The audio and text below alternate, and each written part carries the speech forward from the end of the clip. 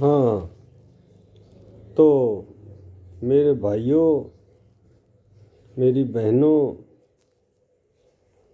मेरे बुजुर्गों और मेरी बेटियों, आज चर्चा करते हैं युगों के ऊपर कि युग कितने होते हैं। तो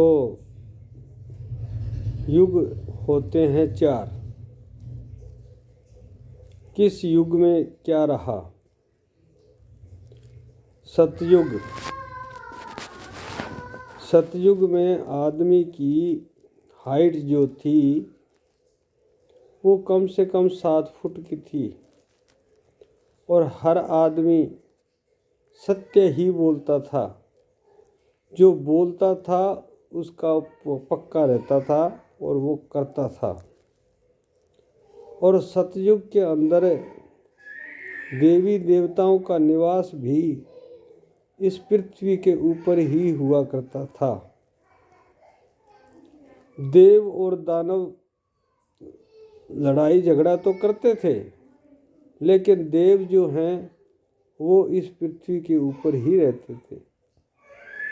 तो सतयुग के बाद आया द्वापर। द्वापर में आदमी की हाइट जो थी वो लगभग 6 फुट की थी और वो युग भी अच्छा ही था। उसके बाद आया त्रेता युग। त्रेता युग में आदमी की हाइट 6.25 फुट के लमसम रह गई थी। और सबसे लास्ट में आया कलयुग। कलयुग में आदमी की हाइट 5-5.25 फुट के आसपास है। कोई आदमी ही मिलेगा आपको 6 फुट का। और झूठ कपट खूब चल रहा है और भाई भाई को लड़ रहा है, बहन बहन से लड़ रही है। झूठ कपट दुनिया भर के चल रहे हैं। अब इसके बाद आगे आने वाला है घोर कलयुग।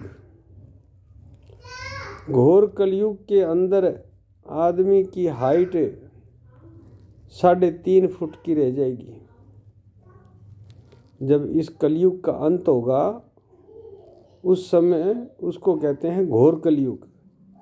तो घोर कलयुग में ये होगा कि आदमी की हाइट जो है 3.5 फुट के लगभग रह जाएगी और औरत उसी की होगी जो शक्तिशाली होगा। राजा इतने टैक्स लगा देगा कि आदमी भर नहीं पाएगा। तो वो एक दूसरे से लूट खसोट करेगा, चोरी चपाटी करेगा, कैसे ना कैसे करके वो सरकार के टैक्स तो भरेगा। उसको घोर कलयुग कहेंगे।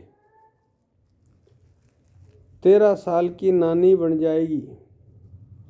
ये शास्त्र कह रहे हैं कि घोर कलयुग के अंदर ऐसा होगा। वैसे तो अब भी ऐसा हो रहा है कि एक एक लड़की जो है वो 2-3 जगह शादियाँ करवा लेती हैं। लेकिन घोर कलयुग के अंदर ऐसा होगा कि कोई शादी शुद्ध नहीं होगी।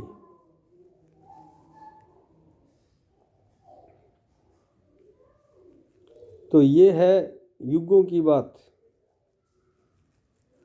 कि युग कितने होते हैं और किस युग में आदमी की हाइट कितनी थी। सतयुग में आदमी की उम्र 100 साल की थी और औरत की उम्र भी 100 साल की हुआ करती थी। उसके बाद द्वापर में आदमी की उम्र 90-95 साल रह गई थी। और उसके बाद त्रेता युग में आदमी की उम्र 80-85 साल रह गई थी। और अब आदमी की कलयुग में उम्र जो है, सही तरीके से आदमी जो है 60 साल तक ही जीता है। और घोर कलयुग आएगा, उस समय आदमी की उम्र लगभग 15-20 साल ही रह जाएगी।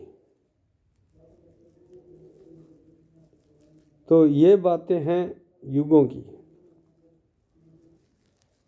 जय श्री राम, जय श्री राम। हे हनुमान, आज के इस कलयुग में श्री हनुमान जी जो हैं इस युग को चला रहे हैं।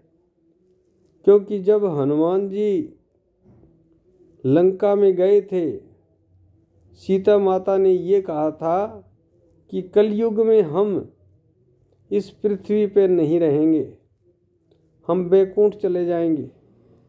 उस समय इस पृथ्वी को, इस सृष्टि को हनुमान तू चलाएगा। तो हनुमान जी आज जो है इस पृथ्वी पर प्रत्यक्ष हैं।